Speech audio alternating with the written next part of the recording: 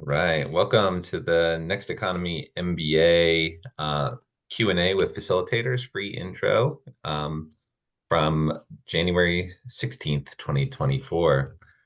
My name is Kevin Bayuk, he, him pronouns. I'm zooming in from unceded Coast Miwok territory. For those who are joining, you can put that in the chat if you want to put your name and where you're zooming in from and your pronouns.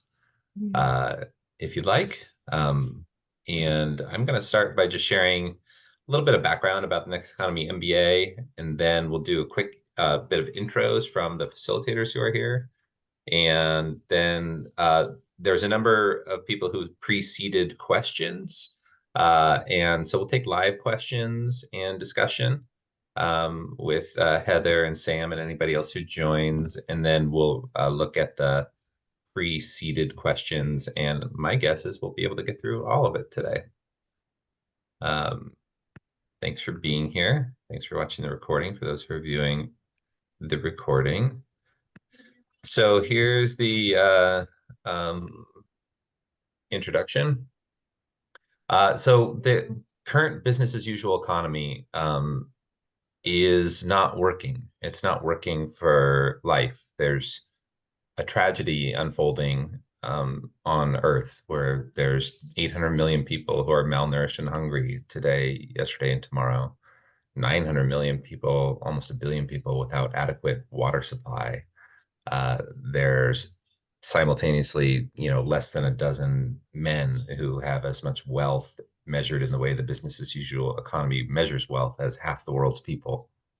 There's an ecocidal crisis in terms of 50% of wildlife has disappeared in the last couple hundred years, and we have over 1 million species that are at risk of extinction at the current moment. We have a climate crisis that is creating an existential risk for humanity. And it's not that the economy is at the core of all of these, but it's deep, deep, deep down in the stack as one of the reasons why it's happening. And in fact, it's hard not to arrive at the conclusion that the economy as we know it has to die. And this is a framework that was introduced to us from our friends at the Berkana Institute, Meg Wheatley and Deborah Fries, which is just an image that kind of shows how systems change. And just to unpack the image, this is an image that we use and a framework that we use in the Next Economy MBA, is that if the business as usual economy, kind of represented by this dotted arrow, has a lot of momentum, people are born into the world today, and the economy that they know is the business as usual economy. The alternatives that there might be a different way of provisioning human needs is not even accessible to the imagination. But with the harms that we just discussed, the horrific, obscene harms of the business as usual economy, there's different ways in which the system reacts to it. Some reactions are kind of reducing the harm, doing less bad. They label that type of effort hospicing out what's not. So it's like compassionate death, if you will, of the business as usual economy. And then there's others who react to the horrific nature of business as usual economy, and they say we need totally to rebirth a new way of doing the economy. And that is sometimes called midwifery work, as in Deborah Fries and Meg Wheatley's model. And the one thing that becomes apparent is that both hospice work and midwifery work are happening at the same time. It's a simultaneous kind of effort. And the Next Economy MBA, I would say, is kind of deep in the deep hospice and at the early parts of the midwifery work. So it's trying to animate the imagination of those who are moving the world towards an economy that works for the benefit of all life authentically. We call that the next economy. So this is a framework we get much more into in the training. But a little bit of background on how we get to the training. Lift Economy does work trying to, as an organization, a worker-owned cooperative impact consultancy, we provide technical assistance to all sorts of social enterprises and co-ops and organizations. And that's how we try to help. That's how we started. Over time, we realized that that wasn't enough. It was part of our vision to do more. So we realized like actually how capital is arrived at is important. So we started a fund and investing in women-owned, person of color-owned enterprises. We also share stories through a podcast and through books. And we do field building to try and make connections in parts of the economy that are underserved. So we do all this work, and along the way, people were asking us, "What about what about my effort? I have an idea or a co-op I want to start, or I want to change my career." And we realized that actually building, growing the community of people working on all these efforts to transform the nature of the economy to work for the benefit of all life was maybe our most important work. And so around 2018, we started a training called the Next Economy MBA, which was, uh, I'll kind of go into the details here. It's different than like a traditional MBA.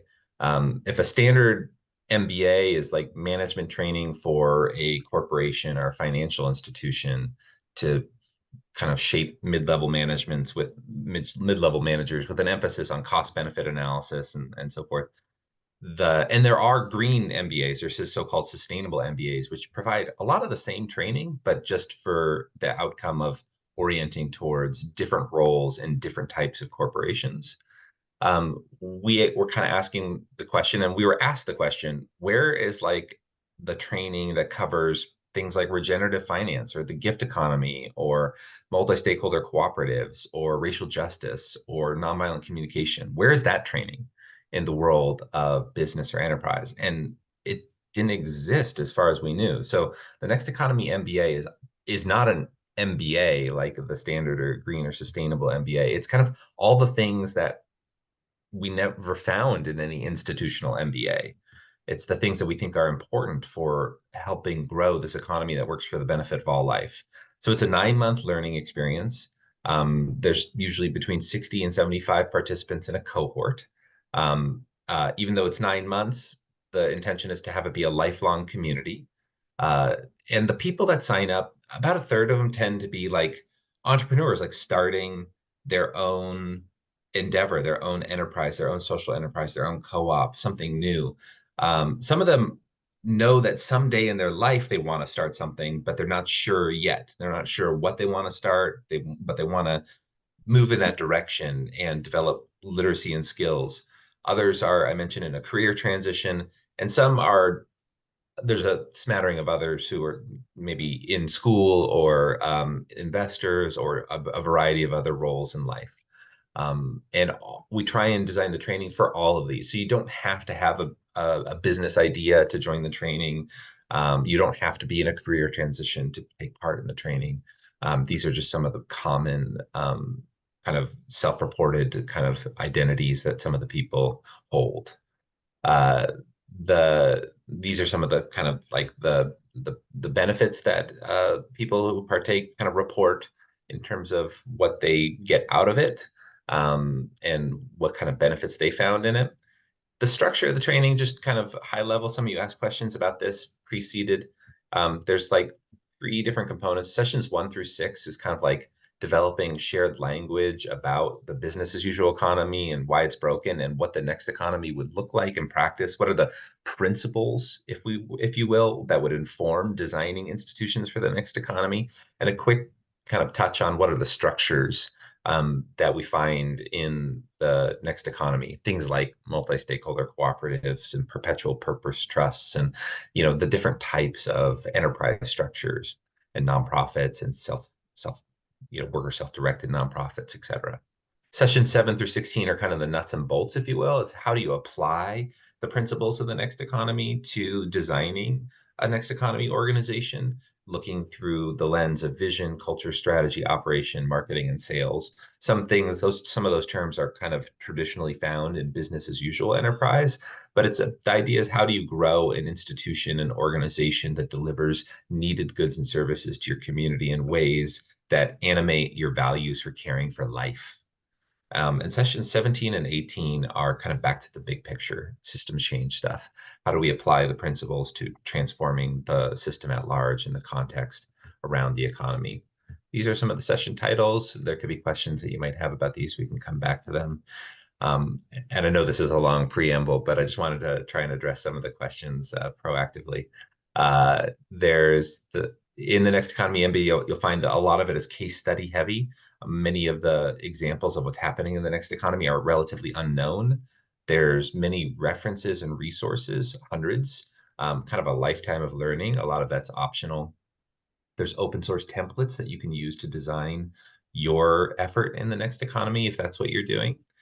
There is homework or extra fun, as we call it, for synthesis and integration of the learning, but it's not required. It's optional. There's racial justice caucuses, which we'll talk about in a moment. There's participant-led affinity groups, special sessions. Affinity groups would be things like there's an affinity group on regenerative agriculture and on growing resilient communities and regenerative finance. And there's a message group, so you can communicate with your cohort and the alumni online using a open source non-commercial tool called Hilo for a group messaging, for group chat kind of work. Final preamble. Some of you asked how long, what's the time commitment to be part of the training? Well, it's a 9-month learning journey, and there's 18 kind of live sessions. Each of those is about an hour and a half. The first two are 2 hours. There's also office hours following each of the sessions. There's racial justice caucuses, which are optional, and special sessions, which are optional. And all the sessions are recorded for accessibility for your independent review at home or wherever you view videos. By request, some people join the training from diverse time zones and they can't necessarily participate live. So for accessibility reasons, we do record all of the office hours and the live sessions. Just for what it's worth, the racial caucuses are not recorded for privacy purposes. I mentioned the optional content. So on average, rolling up all these numbers, most participants say they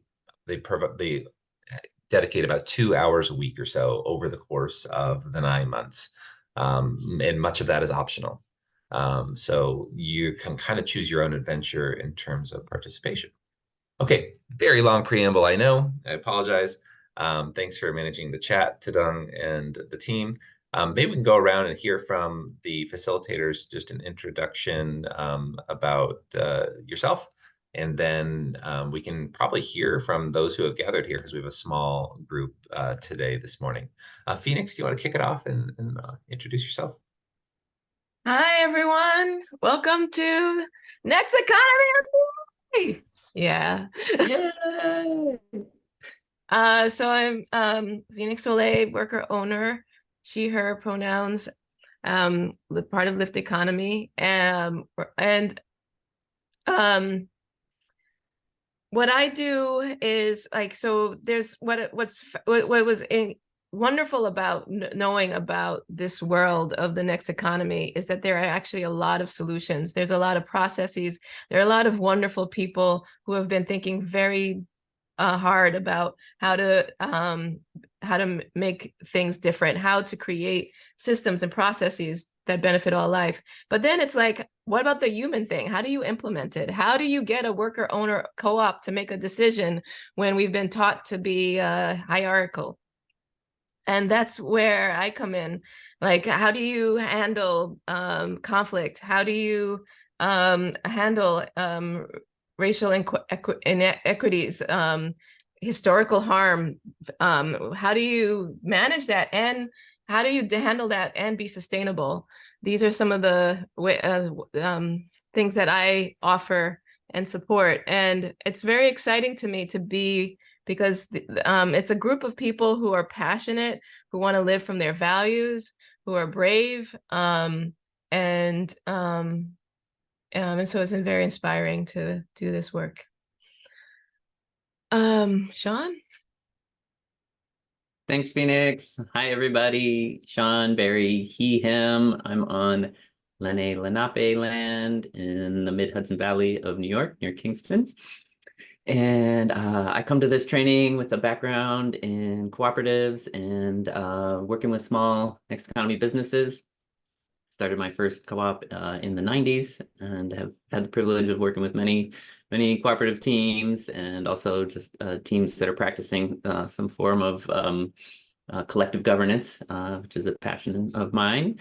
And yeah, very, very happy to be here with you all today. And let's see, Tadang, can I pass to you? Yes, and I realized I just haven't renamed myself. Manansi tuus toros hamzu kwahusi tadong kohugui dat bahago tumorutsu Leon Guerrero White to tau Manila Zandagasco Cruz Tauta Santa Rita Sumasca Gisa Nacion y Homo. So my name is Tadon, and I am the community steward here for the Lyft team. And I was actually in your place about a year ago. I joined the MBA team, or I joined the MBA program as a participant. I I'd been sure I had my own business that failed in business as usual terms. And a lot of that came from not having like a community of like-minded individuals to really try to navigate starting a business with. The dreams I had was not just about profit, but trying to benefit the community. And my partner and I are dreaming of creating an intergenerational care center, both for elders and youth, and revitalizing indigenous languages and practices, her Kautsin, my tomorrow. And so I joined the program a year ago, and then over the course of the program, I was invited to join the team and steward your experience. So really, my whole role is just to support you on your journey to get the most out of the program and really to build connections all bioregionally and around the world. Just want to shout out to, I think, who is that earlier? Was it Monica? So I'm actually living in a tiny house that Lyft built, and it was built in Kelseyville, right near you in Clear Lake. So we're just kind of connecting nodes with people all over and shared affinities, shared inspirations. And I think I might, with that, actually highlight another one of our alum who joined today, Akil Bell. So Akil, yeah, if you wanted to share with everyone what your experience has been. Grateful to have you here. Yes, greetings everyone. Yeah, and I come as a alumni as well, but also one of the Rachel Caucus facilitators. And I can speak as an alumni first. Again, Akil Bell, AKIL, and Bell, BELL, from Los Angeles, Tongvaland. He, him pronouns. Wow, I joined Lyft Economy and became an alumni in 2021. Lyft Economy, I would say the experience just transformed my life. I've been in the nonprofit sector for, I would say, 30 years now, working youth development and community development. And I would say since my time with Lyft Economy, and I would say probably a couple of years before that, around exploring economic development. And so I got into working with a nonprofit managing grants and contracts. And so going through that process, learning the contract process, learning about philanthropy, just opened me up to possibilities. And I learned about Lyft Economy from another colleague who was doing another alumni from 2020. And she was also a development professional in the nonprofit sector. And so going through the program transformed my life. It tapped me back into the entrepreneurial spirit that my family has had over the last, now hundreds of years, for 100 years. And so it tapped me into that, opened me up to the possibilities to that. And I'm also looking at creating ecosystem and framework design lab, really piloting that, and also exploring next health and regenerative finance as a result of the program. And I love what Tadang said, finding like-minded people that are interested in these conversations. I have a fundamental belief that there are a lot of people that want these conversations, but can't have them, much like those who are spiritual folks who will think about things in a real esoteric and metaphysical way. They don't have the people that can talk to in general. And so for me to be able to host this kind of conversation with people and invite people to imagine the possibilities is phenomenal. And the next MBA program, we call it NIMBA, has made it possible for those conversations to happen more frequently. And yeah, so I'm just continuing to be inspired by all the offerings and all the relationships. I would say the last thing that's so exciting for me is the fact that you become a lifetime member. So you have access to what's being talked about, what's changing in the fields by being connected to the NIMBA alumni network and also Lift Economy. And so that's what I would say as an alumni. And then as the people of color caucus, racial caucus, I've been the co-host for a year and a half, and that's been transformative as well to really host a space for people to really talk about the challenges that they've had in business as usual settings, right? To talk about the emotional trauma, the psychological trauma that people of color have to go through when trying to work in this economic system that doesn't value what is created, right? Doesn't honor what was created to make it possible for this country to thrive over the last 200-300 years. And so that's what the POC caucus is about. And then also hosting a conversation around how do we now integrate what we've learned with the next economy, the NIMBA program, with what we're trying to bring into the world. And Phoenix has started that program and has supported us around, how we deal with the trauma work as well. So just wanted to share that. I hope all that makes sense. I'm driving and trying to make sure I stay focused while sharing this information as well. So again, thank you to Don, Kevin, Phoenix, and Sean for the opportunity. Yeah. Yeah. Drive safe. Thank you. Thank you. That was very articulate. For someone who's driving at the same time. Yeah. Well, we do want to open the floor to those who have gathered, Sam, Monica, Taylor, Heather, and with honoring Akil's driving, make sure that there's focus. If you have a question for Akil or any other questions right now, we'd love to hear your voice. We do have some pre-seeded questions, so if nobody has anything, we can go to those that some of the many people who signed up who weren't able to make it this morning, who might watch the recording, we can address those questions as well. But I'd love to open it up to, you can unmute out loud, you can put your video on, or you can put it in the chat. Sam, Monica, Taylor, Heather, do you have any questions for Akil or for any of us? And I'd like to invite, I know that Akil's driving and some people are having Wi-Fi issues and things, but if it's possible to turn on your video, it does support a more sense of community here. Again, only if it's safe and it works for you.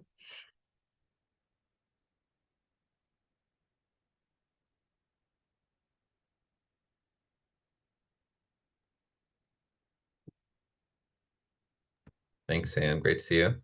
Any questions for thanks, Monica, for putting in the chat. Taylor, Heather, Sam, any questions for either Akil or any of the facilitators?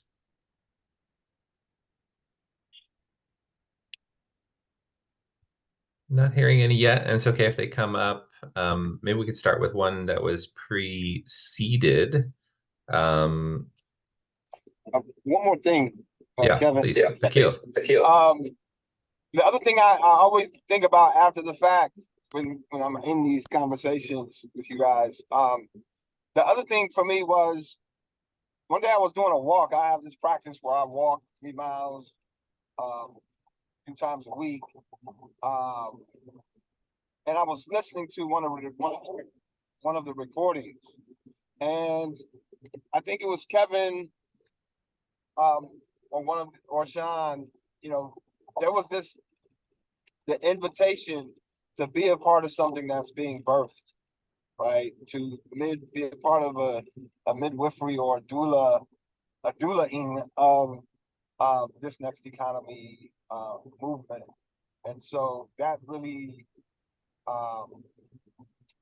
perked my ears up even more and kind of made me dig in more. And I'm still digging in. And so I just wanted to share that part as well. Thank you, Akil. Yeah, and it is something that is being born. It's happening now, and it's kind of all over the world, but it's outside of the collective business as usual imagination. So we really do need to connect as nodes in this network to really animate our collective imagination of what's possible, because it is happening. The training is focused on case stories of efforts that humans are putting together in new types of institutions that are authentically meeting human needs in ways that benefit all life. Tadang, thanks for the chat. There is a question that was preceded that we can take here. Tadang, it says, still reading the FAQs and wondering big questions like, how can I meet my needs if I don't fully participate in the business as usual economy? Wonderful question. Sean, I'm wondering if that's something you want to start with. And Yes. So thanks for this question. And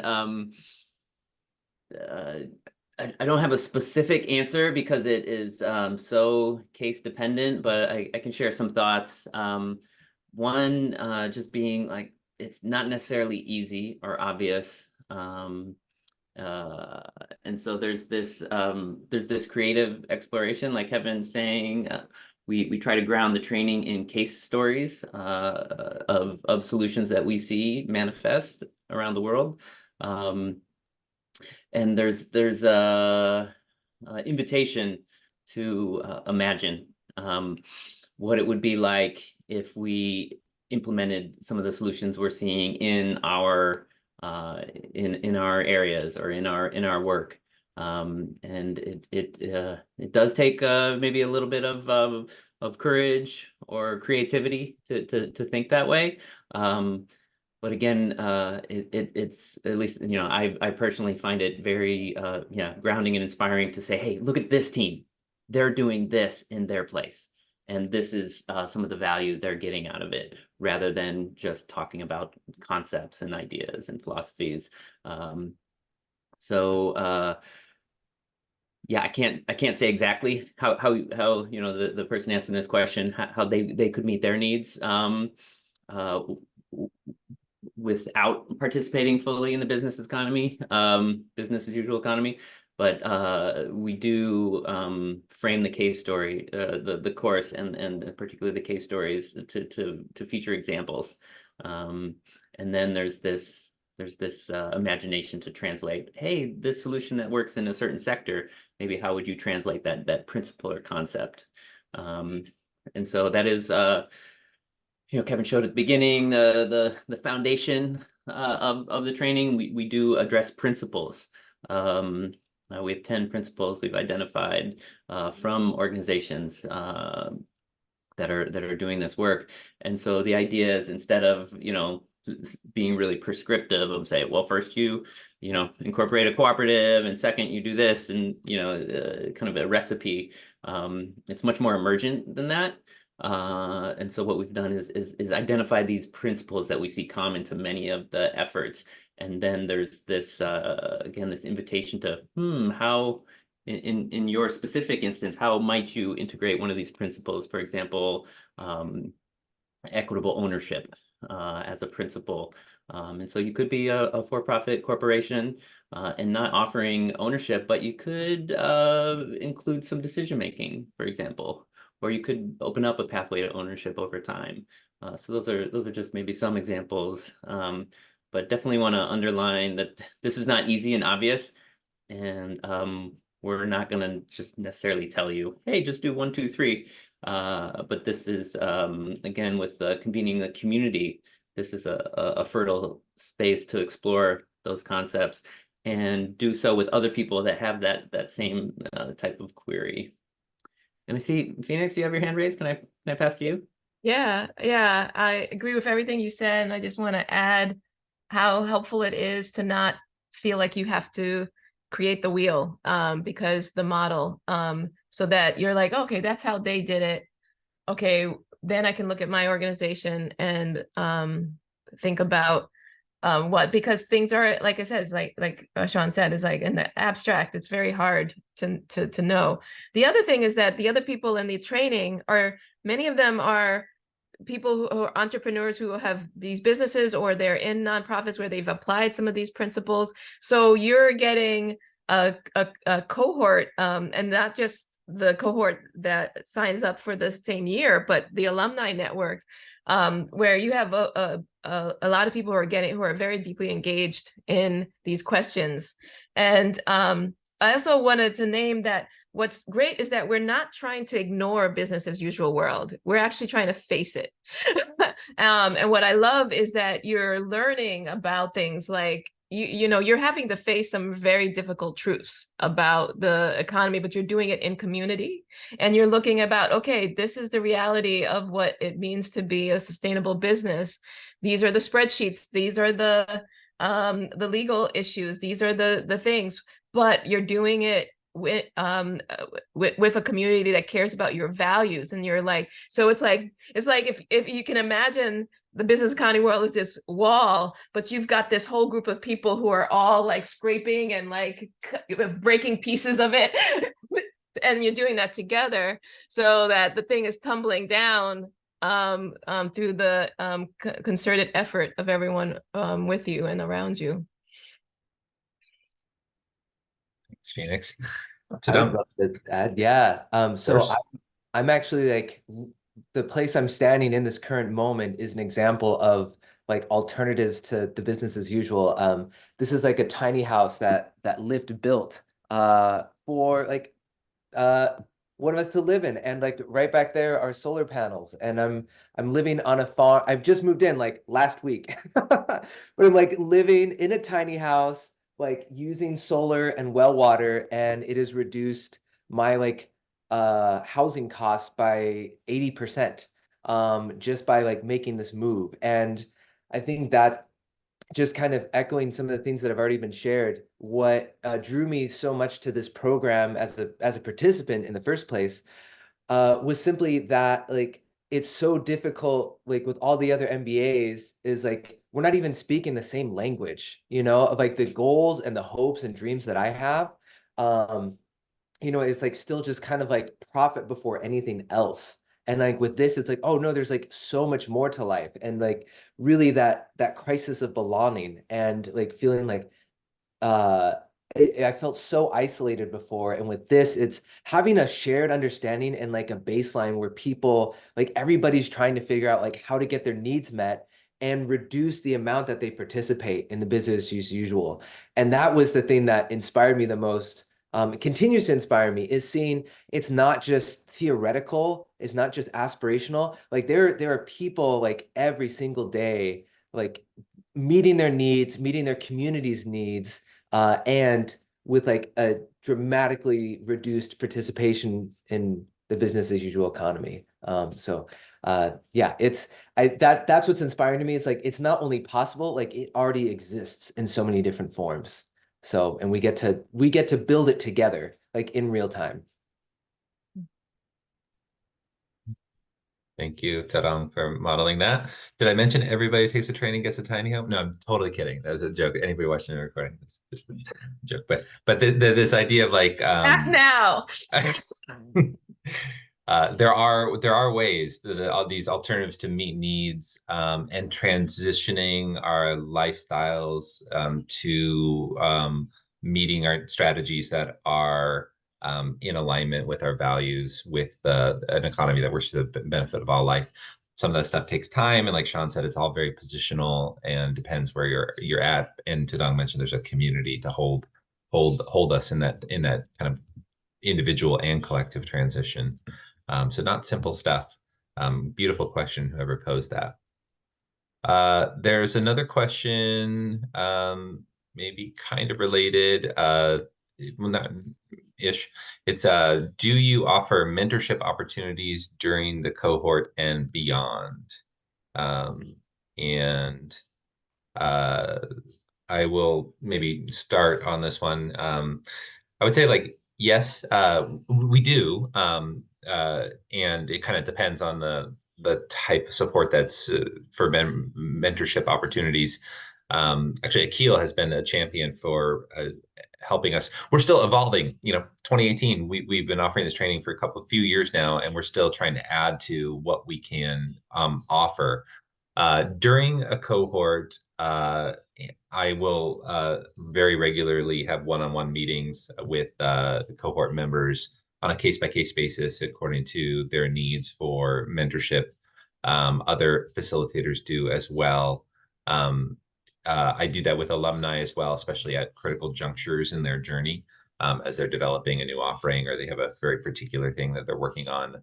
Other facilitators do that type of one-on-one kind of, I would call it ad hoc mentorship.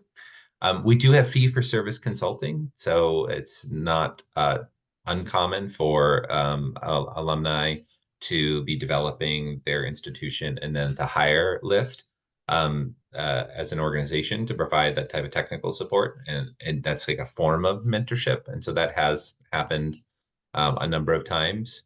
And Phoenix has a number of workshop offerings, but also Phoenix, I don't know if you're this year, if you're going to be offering coaching, but for some of your work, I don't know if you want to share about that. That's a form of mentorship-ish, if you want to elaborate on that.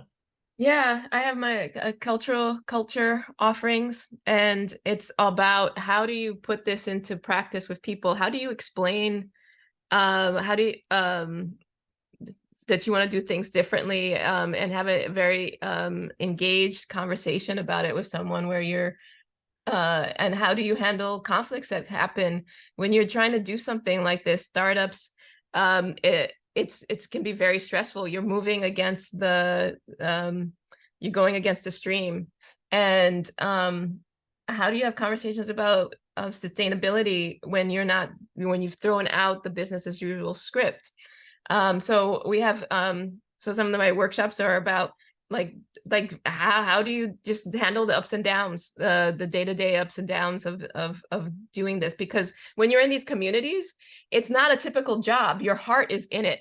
So one of the big things is like how to start to handle tensions when they're small so that they don't pile up, because that's one of the things that happens in the business as usual world and in our society in general. It's just like we've learned to just like ignore things until they're so much and then they explode. So like my MPC basics for surfing workplace waves is looking at that, and then there's offering feedback in the workplace, how to do that where you're connected to your authenticity, you're being truthful, and you're caring for the person that you're in dialogue with. And then there's standing your ground. How do you stay balanced in the face of so many pressures? Sometimes, especially the startups, are handling a lot of fires. And then how to have conversations about racial justice. How do you, and then to me, this is like the culmination of the work is like being able to handle not just what's happening now, but the accumulated impact of the way we've been doing our world. How do you do that? Understanding the dynamics of power and privilege and being connected to the humanity and not trying to ignore them, but also being connected to the very human needs for understanding and change. And yeah, it's very rich. And then of course there's one-on-one coaching, and then there's organizational consulting work I do, because this is the bleeding edge of the work. And while people will talk about these great concepts, it's like really supportive to have someone help you like put it in, how do you put it into the day-to-day practice. So I could go on. But it's like a very rich work. And like I'll put it in the chat information where you can find out more information about the work I do, the offerings I have. And you're welcome to ask me any questions if that's helpful. Okay. Phoenix. Maybe a related question that came in the preceded questions was, how is this different from coaching? And I think the training itself, the 9-month learning journey, as a cohort experience, there's a lot of peer-to-peer knowledge sharing.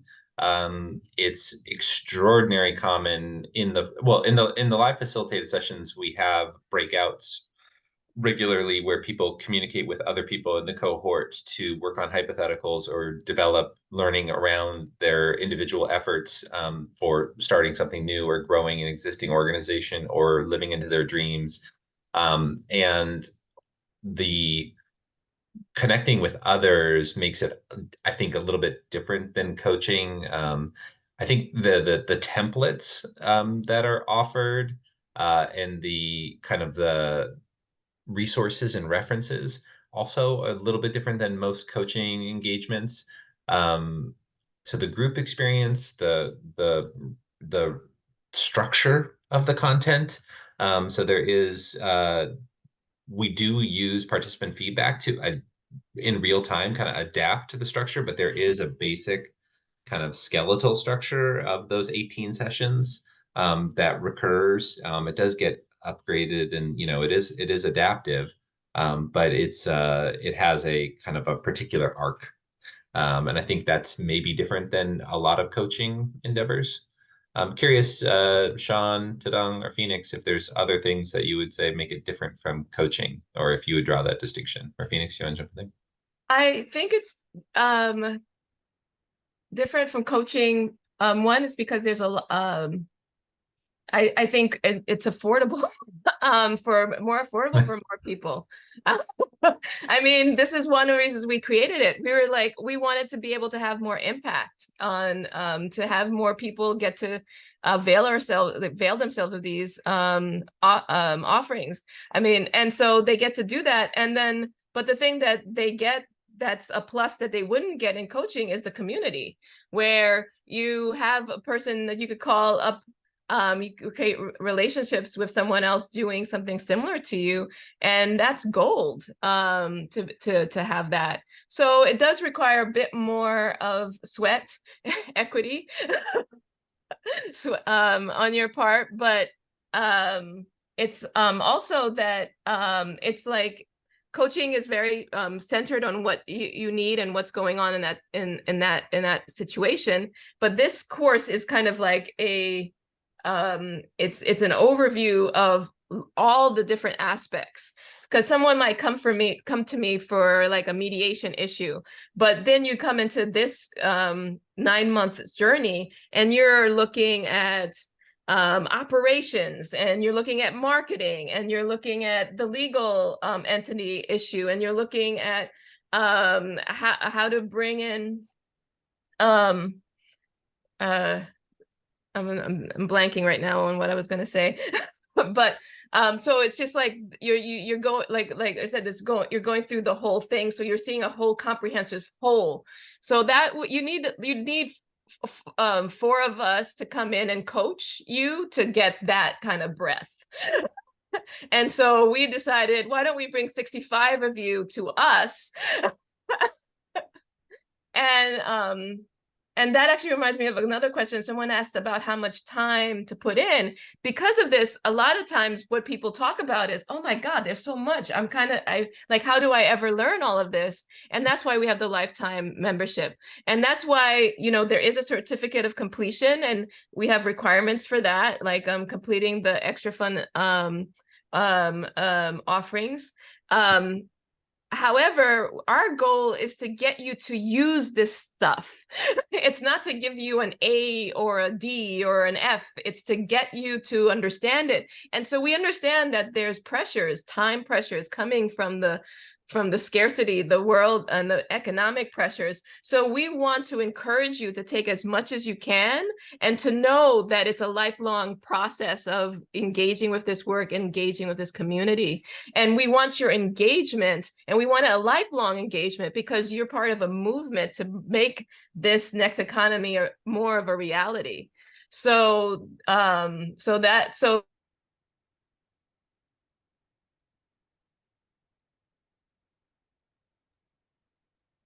Phoenix's internet might have frozen. you have a place go to ahead. put, huh?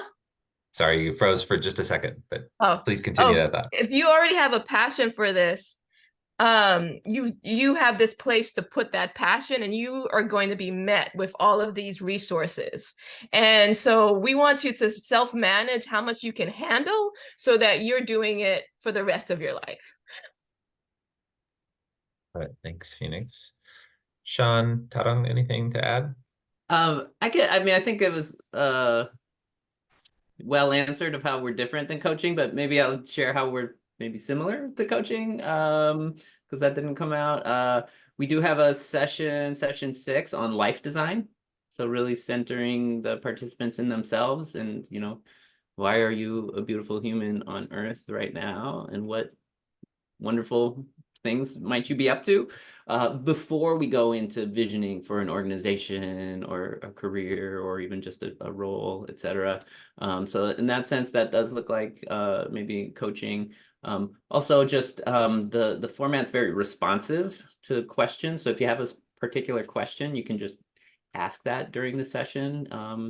And then also the office hours are very responsive, especially people, you know, having an organization or project you're working on can just bring up real life challenges. And again, there's this wonderful collective intelligence that happens where, you know, sometimes the facilitators have something to share, but often the participants have resources and solutions for each other, which to us is like a lot of the value here.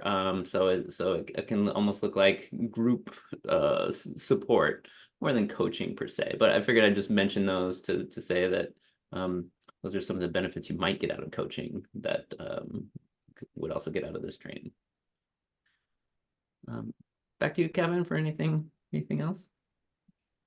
Yeah, well, there's a couple of additional preceded questions. We've got about 10 minutes left in the hour that was scheduled. So one that came in was, I already have a Master's of Management in Cooperatives, and I'm wondering how this dovetails and or if it makes sense to do this as well.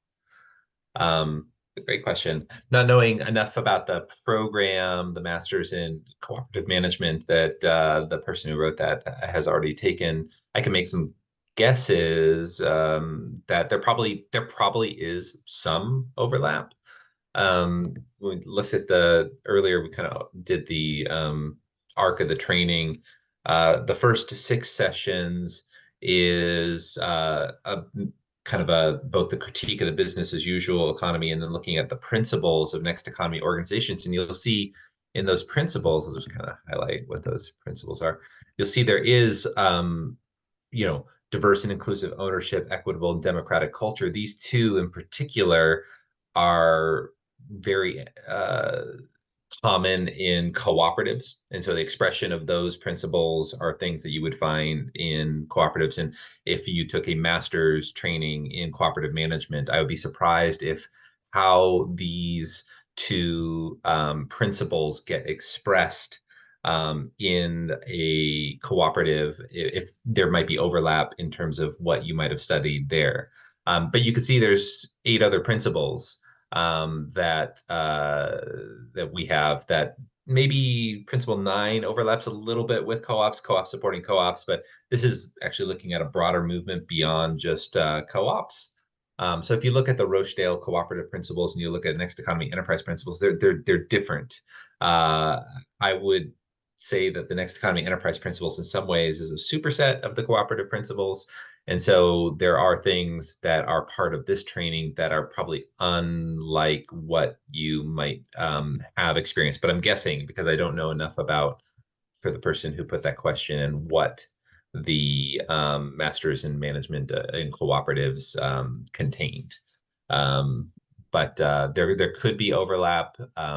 We have a session 8, which is about culture, and a lot of that session touches on practices that co-ops oftentimes express in their kind of operating procedures. Session 5, we go into structures, and cooperatives are featured as a type of structure. We certainly talk about worker-owned cooperatives. We also talk about, multi-stakeholder cooperatives. We talk about producer cooperatives. We talk about platform cooperatives, and those are all different. We also talk about things like perpetual purpose trust structures, or nonprofits, or worker self-directed nonprofits, or benefit corporations, and how any of those structures can actually be places for expressing next economy principles. There's things in that culture session in session 8 that also many cooperatives that I've worked with, or we've worked with dozens of cooperatives at Lift Economy, that they don't oftentimes practice or know about. And that's also true in session 9, especially with communication practices. A lot of times we get called into cooperatives to help them with their internal dynamic of communication, even if they've been trained in cooperative management. In session 10, some of the strategy stuff, there's aspects that cooperatives, some cooperatives practice these things, so it's hard for me to know if a training in management of cooperatives would have covered some of the same ground. So back to the summary, I suspect there's some overlap, but probably a lot that's different as well. Sean, Phoenix, if there's anything you want to add there? Yeah, I would support that, Kevin. One thing I've seen, and I would love, again, career in co-ops, I would love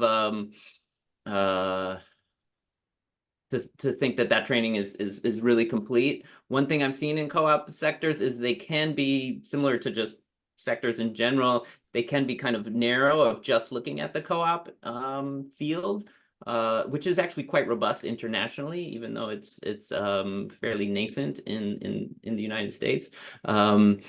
I would say we're just looking at with a broader lens, and maybe a little bit more creatively, but I don't know, again, as Kevin's saying, I don't know that program specifically. But for example, we will feature self-managing organizations.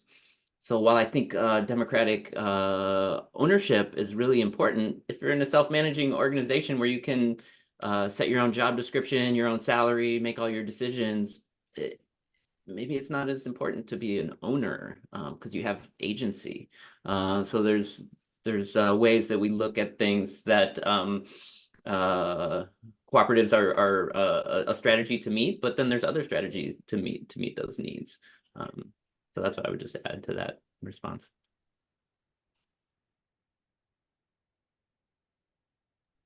Great, thank you, Sean, and thanks for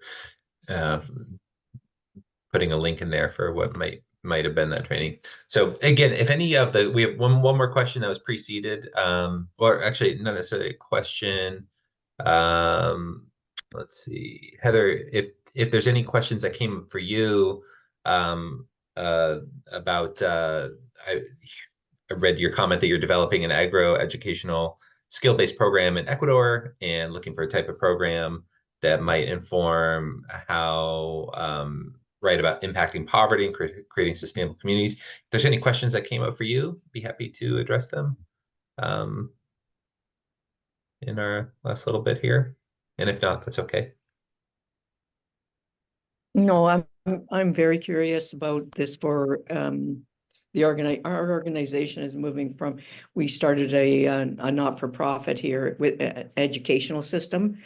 And we did research in the community, and what they asked us for is to provide healthy food, to provide education for their children, extracurricular education, especially English, so that kids could participate in a larger work community, and also for employment. So our organization is moving from just a startup to starting to become more of an organization where people are becoming very interested in participating with us.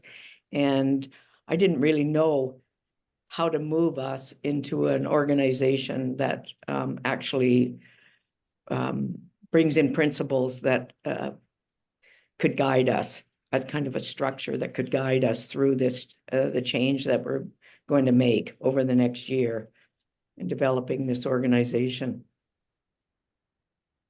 Wonderful. That's just a brief outline of what I'm thinking about. I love that.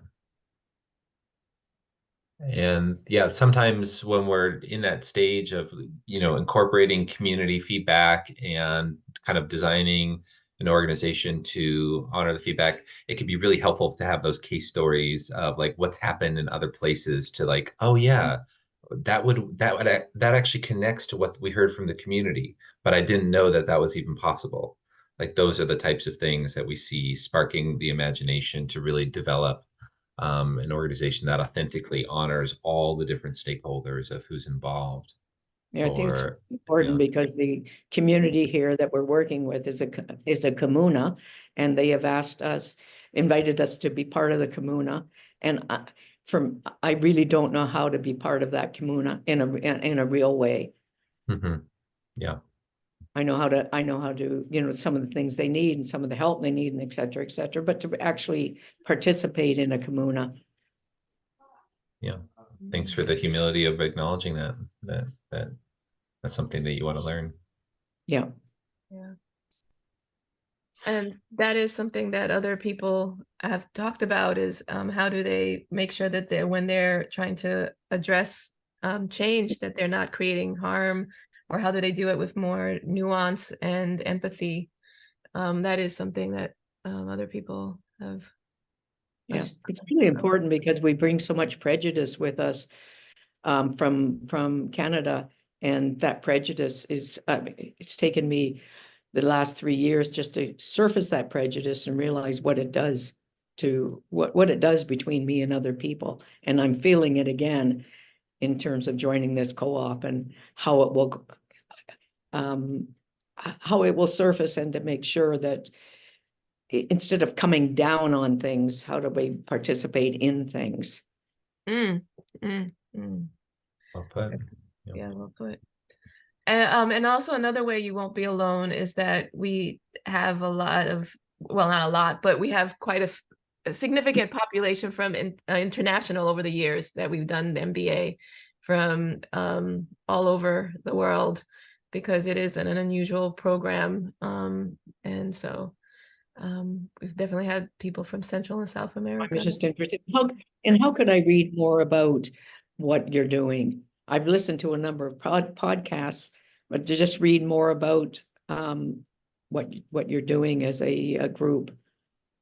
We have a blog on our website as well as the podcast, and we have the book. What is it? Next Economy MBA. Okay. Okay. And could I download that book? I think there's an ebook version of it. Yeah, print, ebook, or audiobook. Okay. And we also have a podcast series where we just talk about everything in the book, but 18 sessions. So okay. Yeah, that's more of a discussion, so it's not right. Yeah. Right. Yeah. Well, thank you, Heather, and thank you everybody who who joined. Thanks, Sam and Monica and everybody who had to drop. We're kind of at the hour. Thanks to anybody who's watching the recording. The next cohort for the Next Economy MBA starts in March 2024. We do two cohorts a year. So in the fall, we will also start another one. Early bird registration is open for a couple more weeks here right now for this March cohort. We have a policy to never turn anyone away due to any lack of financial capacity. So please do reach out if you have any concerns. Here are the links, and I'll try and put these in the chat, and I'll put my email in the chat or put our emails in the chat, and we can you can reach out to us if you're watching this recording and you want to learn more. It's also the case that if you want to learn more, we have 2 more of these free intro events before the March course. And so there'll be more opportunities. If you want to sign up for one of those, you're welcome to sign up for one or more of those. Thank you for being here. Thanks for your interest in the Next Economy MBA. Thanks for the courage to show up and explore how you can live your values in this life. Really appreciate you. Yeah. Thanks, everyone. So grateful to Thank have you you. here today. Thanks, Sam. Thanks, Heather. Thanks, Thanks, everyone. everybody. Appreciate you. Yeah. Have a good day. Bye.